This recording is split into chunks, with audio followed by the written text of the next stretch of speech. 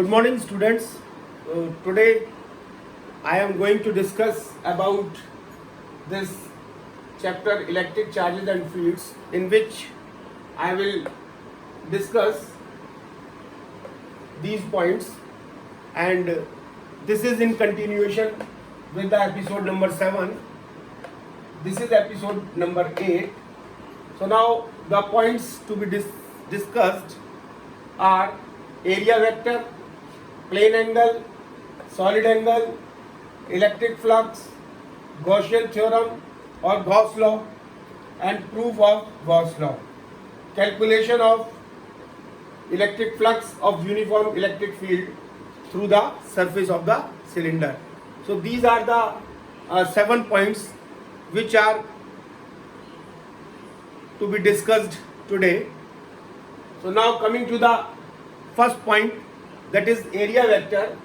So now suppose this area vector, this is first point, that is area vector. So now if A is the area vector, which is denoted by A with an arrow, this is known as area vector. And now suppose this is the area having a center A, and this is of radius R. This is a plane area. Now the area vector is given by vector A is equal to magnitude of A and n cap. So A is the area vector, and this A is the magnitude of the vector, and n cap is the unit vector. And this area vector, the magnitude of the area vector is A. Magnitude of area vector is equal to A, or you may call it modulus of A. And n cap is the unit vector, and this n cap unit vector. So the magnitude of the area vector is given by A, or modulus of A, and the direction of the area vector is given by n cap, and the direction of the area vector is outward normal to the plane area. The direction of area vector A is outward normal to the plane area. This is plane area, and the direction is outward as shown in figure. This is n cap, and this is A vector. So now coming to the plane angle. What is the plane angle? The plane angle, what is the plane angle? Plane angle, suppose this is a area A having center at O and radius R, and this plane angle is given by, suppose there is a small element which is making an angle theta with the center. This is angle theta, which is in between this area element and the center of the area vector. So now this theta is given by theta, that is plane angle. Plane angle is given by arc upon radius. So this is the formula of plane angle, and the unit of the SI unit of plane angle is, the SI unit of plane angle is radian. So wherever we talk about the area, it means we are talking about the area vector. And the next is the solid angle. So what is this solid angle? Solid angle. So suppose consider a sphere of radius r and the center O.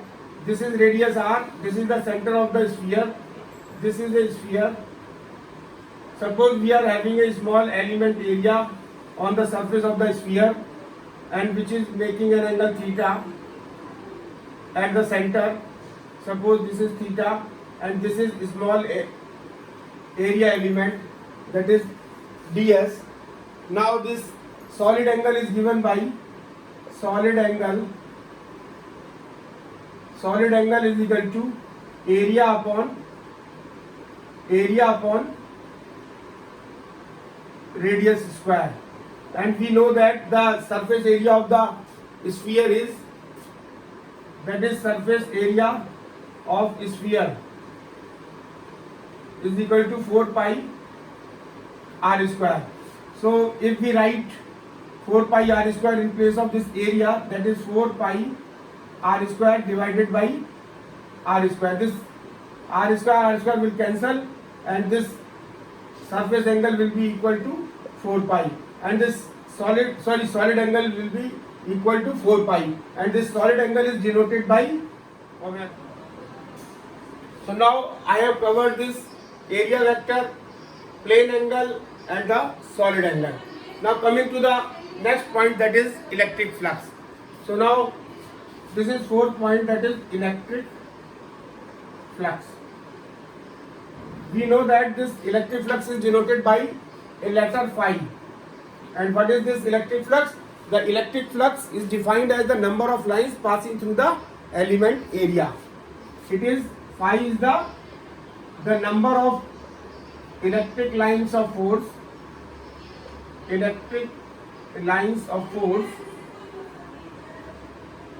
passing through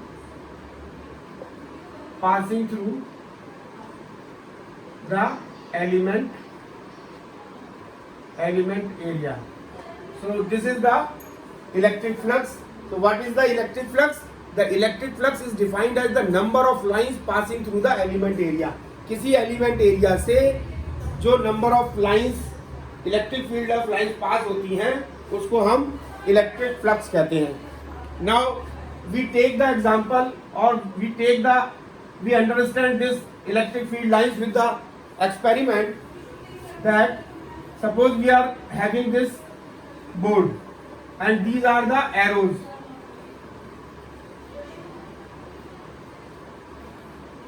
Suppose these are the arrows, this is the board and these are the arrows, and suppose these arrows are coming towards the board, then what will happen in this case? In this first case, what will happen? The most of the arrows which are coming towards the board, they will not strike the board.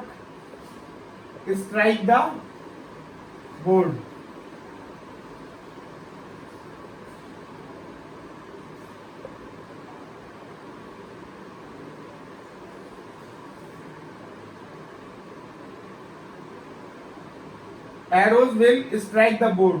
Most of the arrows will strike. In the first case, when the arrows are coming towards the board, what will happen? Most of the arrows will strike the board. Now if we change the orientation of the board, suppose we are doing this is the board, we are keeping the board like this, and this is the arrows, these are the arrows which are coming towards the board. Now in this case, what will happen? Most of the arrows will pass over the board and some of the arrows will strike to the board. And if we take the third position, in which we are changing the orientation of the board and we keep the board like this in a horizontal position, and these are the arrows, then what will happen? These are the arrows, then what will happen? In this case, no arrow will strike the board. No arrow will strike the board. So in this case what will happen? ज़्यादातर जो arrows हैं वो इसके ऊपर से चले जाएंगे, सिर्फ a very few arrow will strike the board. So now we come to the conclusion with this experiment that the electric flux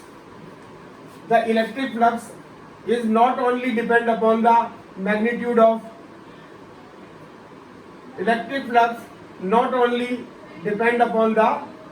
magnitude of the area, that is this, but also depend upon the direction of the or the orientation of the area.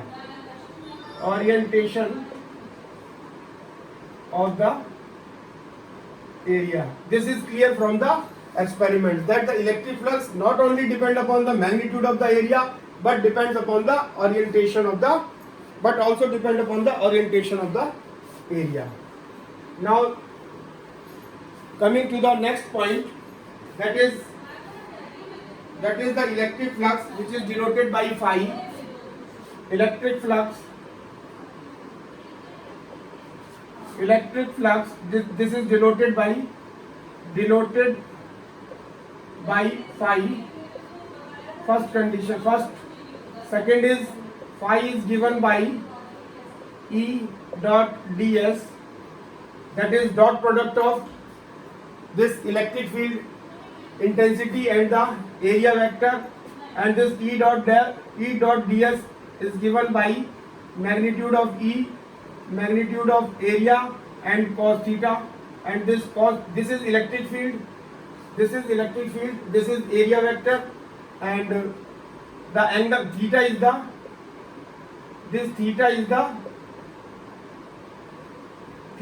angle between this electric field and the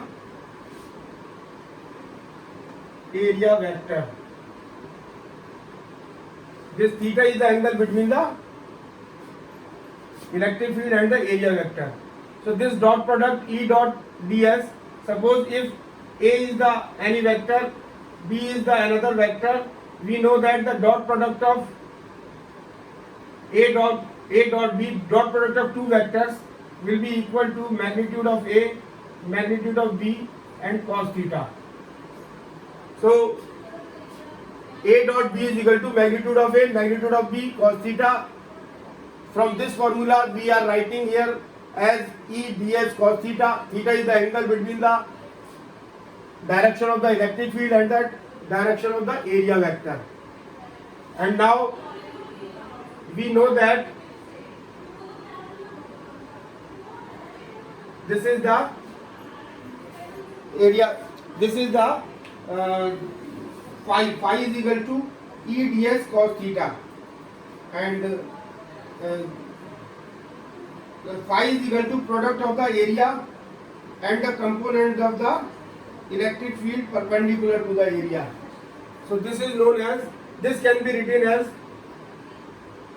phi is equal to ds and E cos theta. So this electric flux is defined as the product of phi is equal to product of area multiplied by the component of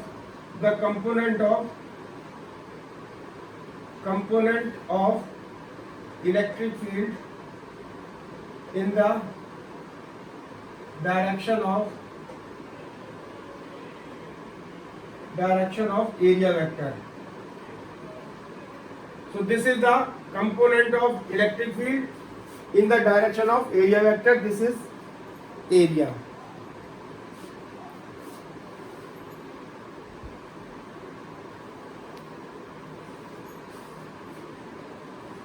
Now if when the electric field is perpendicular to the area, when the electric field, now suppose this is the first condition, when electric field is perpendicular to the area, then what will happen? Here one thing which is more important to understand is that whenever we are talking about the area, we are talking about the area vector.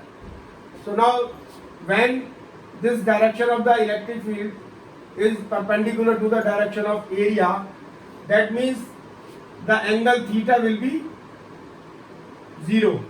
Sorry, the angle theta will be, this is perpendicular to the area vector. So now this is theta is equal to 90 degree. So if we take the formula, this phi is equal to E ds cos theta, and cos theta means cos 90, and cos 90 means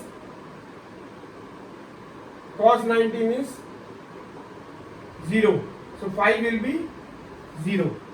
So this will be equal to this electric flux will be 0. So when the electric field is perpendicular to the area vector, the electric flux will be 0. Now the second case is when the electric field is perpendicular to the area, the electric flux is 0. Now every time when we are talking about the area, means we are talking about the area vector. Now the SI unit of electric flux.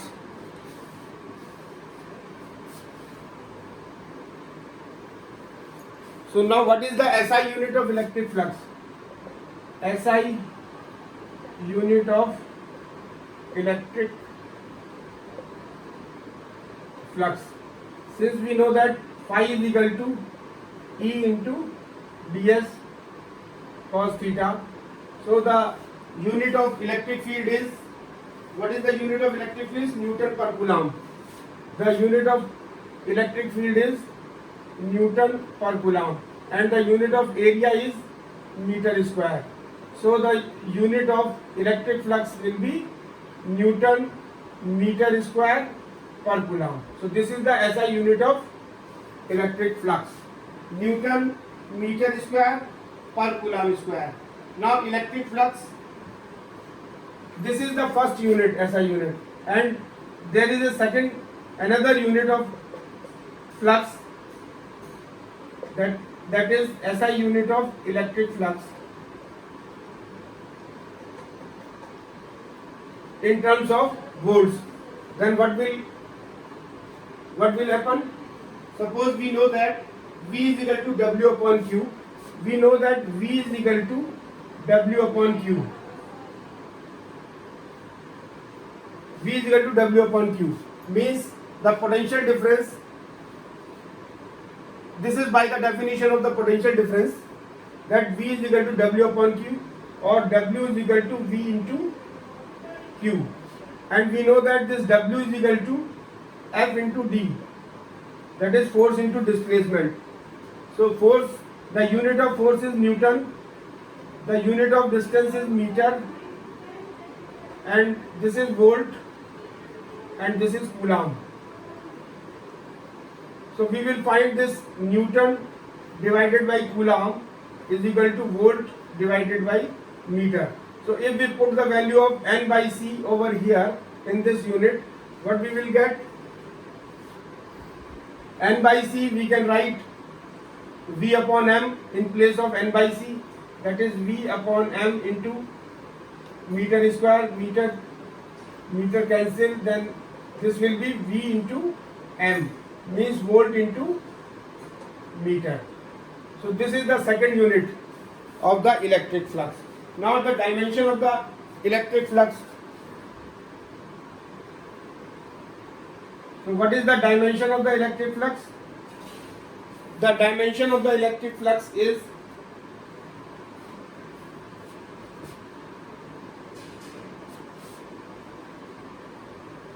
dimensions of electric flux.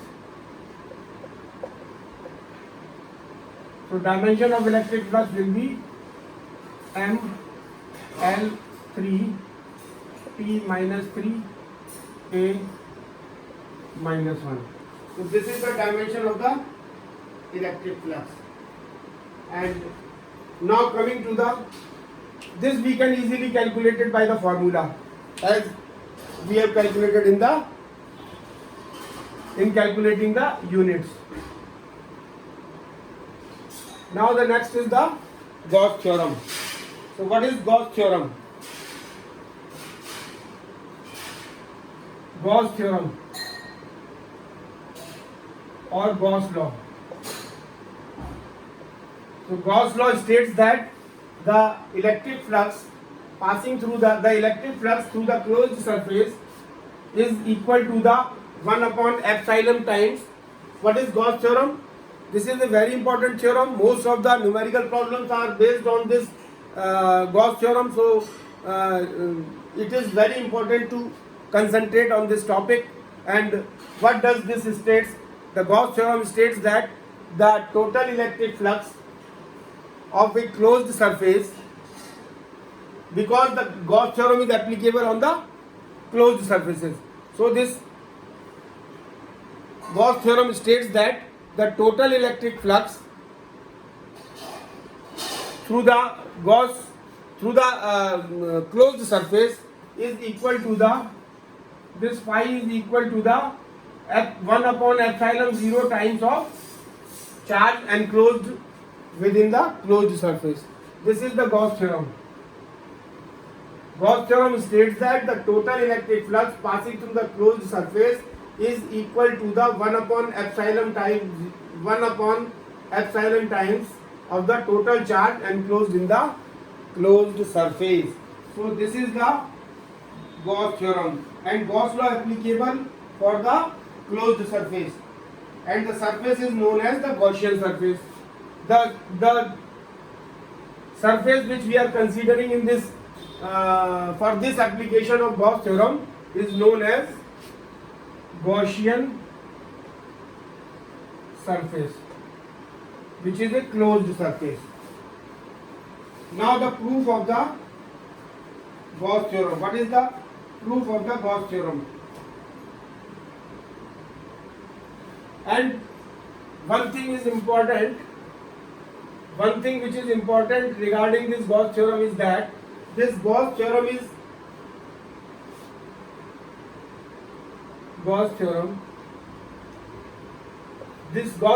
very important for the calculation of the electric field due to the symmetry of the surface. So this is very important for the calculation of the electric field, and this makes the calculation of electric field easier. This Gauss theorem makes the calculation of the electric field easier because of the symmetry of the surface, and we find in the Gaussian surface there is a symmetry in the surface. Now proof of the Gauss law, that is phi is equal to, now proof of the theorem, Gauss theorem.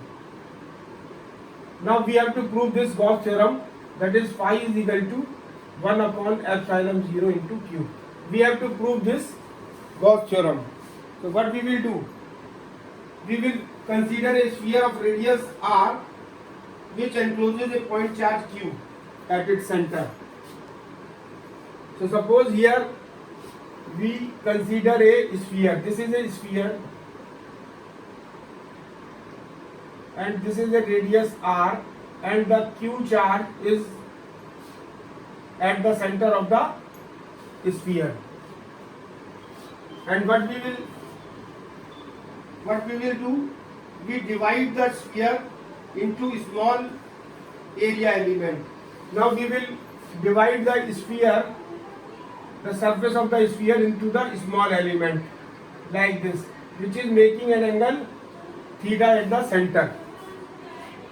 So this is the small area element, that is ds, and this small area element is making an angle theta at the center. So now the flux through the area element ds is given by, now the flux the flux through the area element ds is given by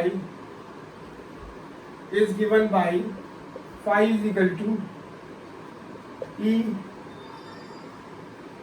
ds cos theta.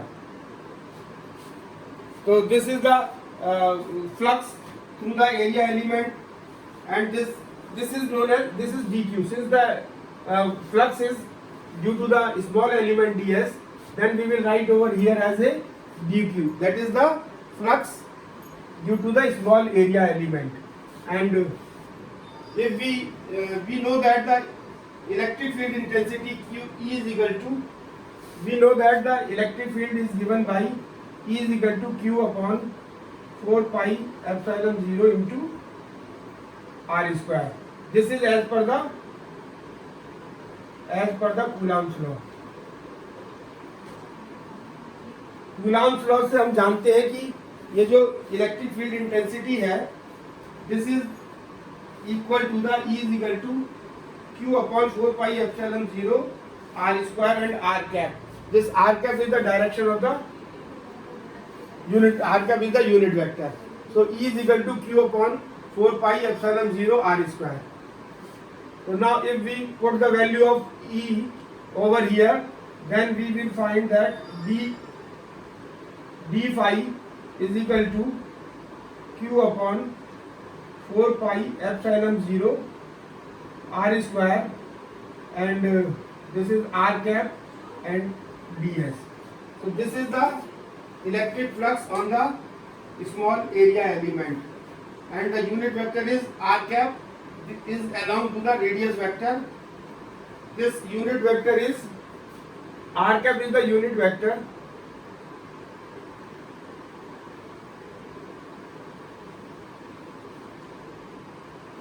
so r cap is the unit vector along the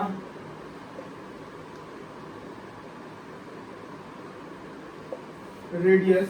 This r cap is the unit vector along the radius vector from the center of sphere.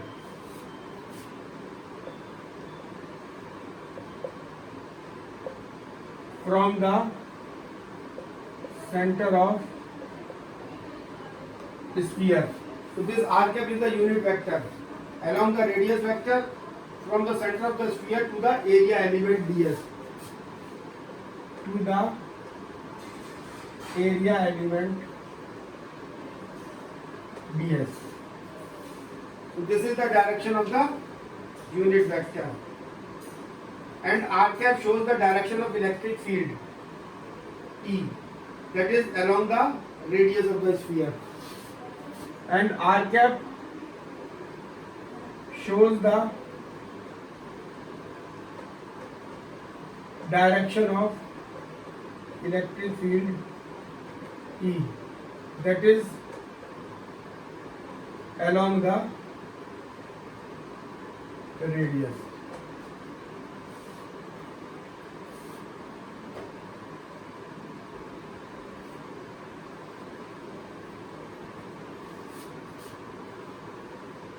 So the direction of electric field is along the radius. So direction of electric field, the direction of electric field is along the radius, and the direction of the area element. What is the direction of the area element? The direction of area vector element of a sphere is normal to the sphere. The direction of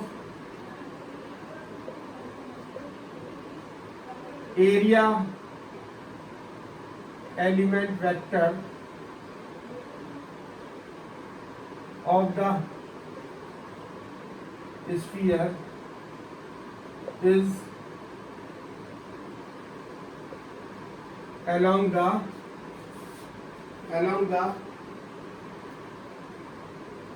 normal to a sphere,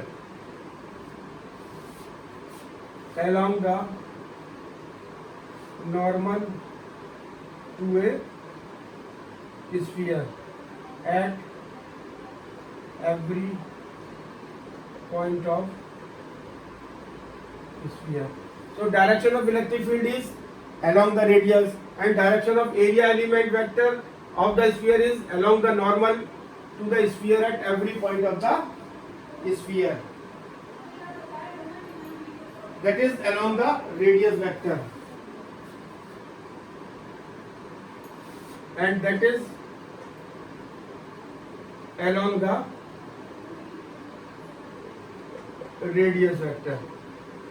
So this shows that the direction of the electric field and the direction of the area element is same. E and ds is in same direction. So if E and ds is in same direction, then what will happen? The angle between them will be theta will be 0. So the theta will be 0, and phi will be, and cos 0 will be 1, and phi is equal to E dot ds is equal to E into ds. So this will be the electric flux,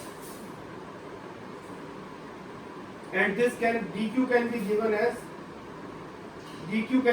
as q upon 4 pi epsilon 0 r square into ds, and this dq,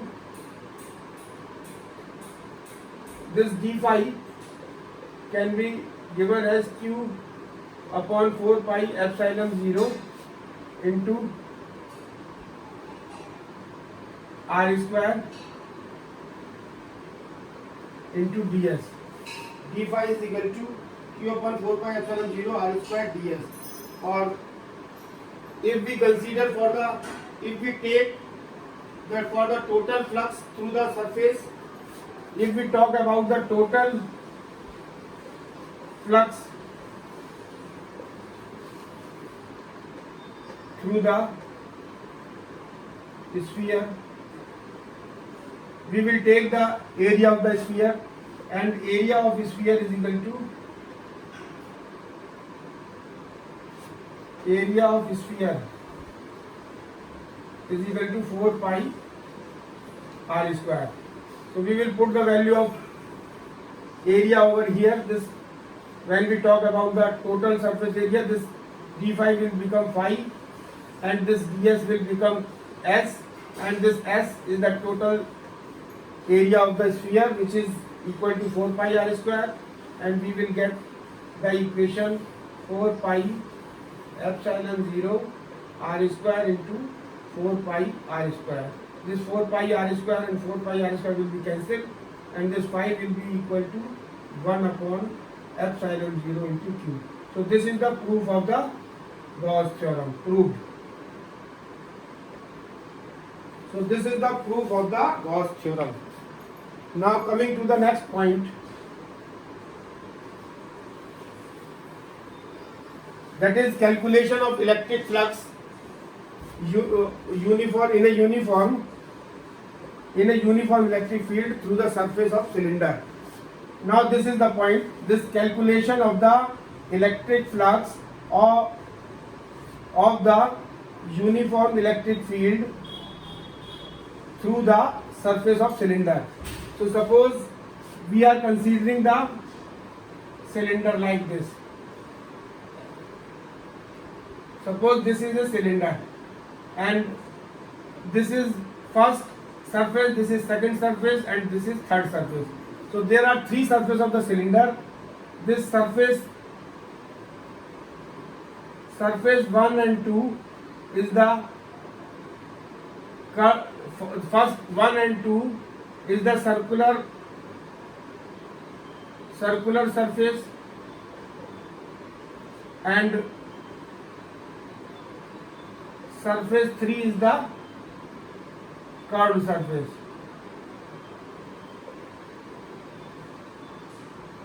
So this 1 and 2 is the circular surface of this 1 and 2, is the circular surface of the cylinder, and this 3 is the curved surface of the cylinder.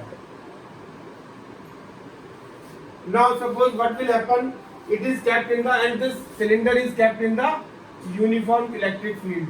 Suppose this E is the direction of the electric field, which is uniform as mentioned in the main topic, that is calculation of the electric flux of uniform electric field. This is uniform electric field. So here E is the uniform electric field, and the cylinder is kept in the uniform electric field. It is having two surfaces which are circular and the one surface which is at the curved surface. Now what will happen?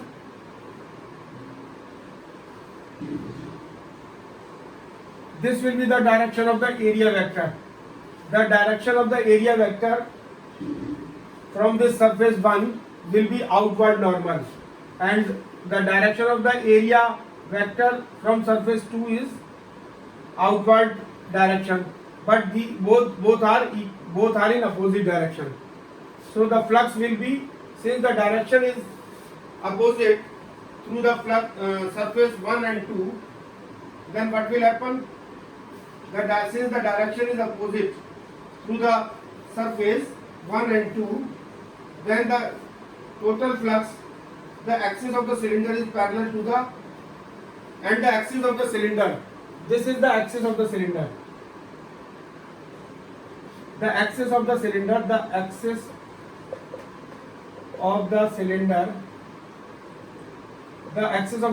is parallel to the electric field direction of the electric field. And now the total flux passing through the cylinder phi will be given by phi 1 plus phi 2 plus phi 3. This phi 1 is the flux passing through the surface 1, phi 2 is the flux passing through the surface 2, and this phi 3 is the flux passing through the surface 3. Now we will have to find out this phi 1, phi 2 and phi 3 individually. Now the normal to the surface 2 at every point is perpendicular to the electric flux. That is, the angle between E and area is 90 degree.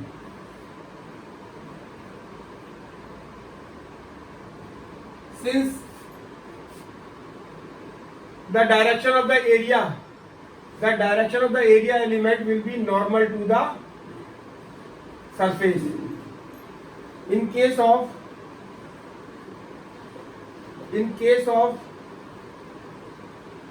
surface 3, S3, in case of surface 3, the direction of the area element is perpendicular to the direction of area element, area element vector is perpendicular to the surface, or or we may call it perpendicular to the electric field. Then what will happen? The theta will be 90 degree.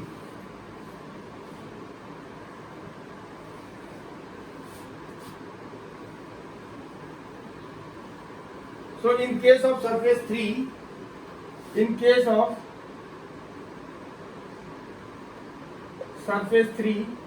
theta is equal to 90 degree, and this cos theta is equal to cos 90 is equal to 0. So this phi 3 will be 0. Now in case of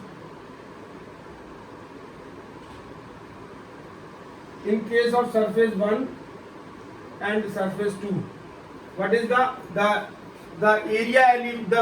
direction of the area vector from the surface 1 and 2 is the direction of the area vector from the surface of the two is along the direction of the electric field, and the direction of the area vector from the surface 1 is opposite to the direction of the electrical field, and the theta will be theta is 0 degree, because the direction of the electric field and the direction of the area element from both the surface 1 and 2 is parallel to the electric field, and theta is equal to 0 degree. This cos theta is equal to cos 0 is equal to 1. So what will be the result?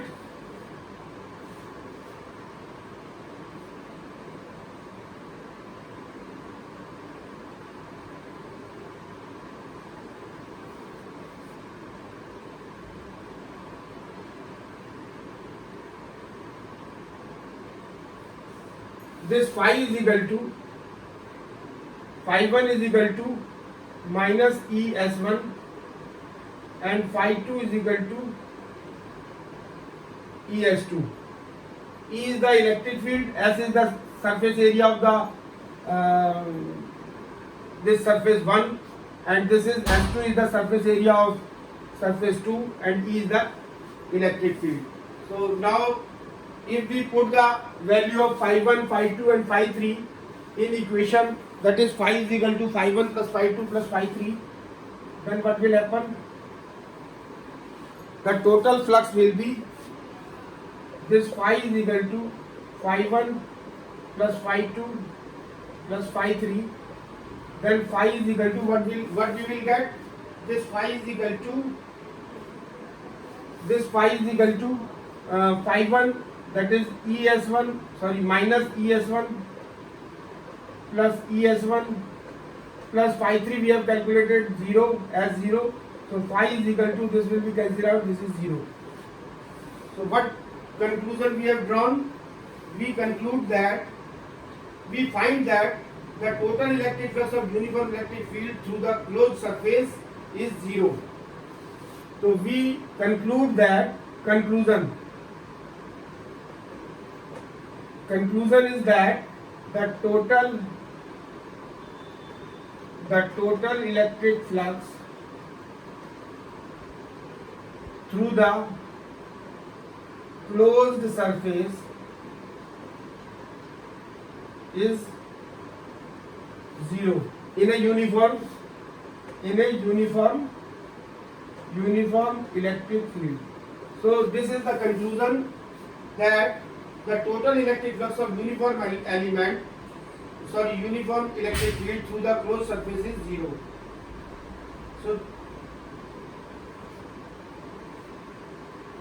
or we may call it that the total charge contained in the closed surface in uniform electric field will be 0. Or we may say that the total charge,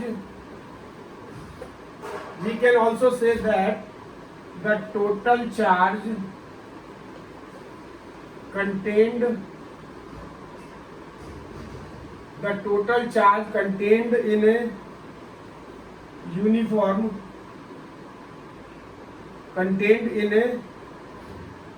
closed surface kept in a uniform electric field is 0. So now this is all about the Gauss theorem and the proof of the Gauss theorem, and this is the end of the session. Thank you very much.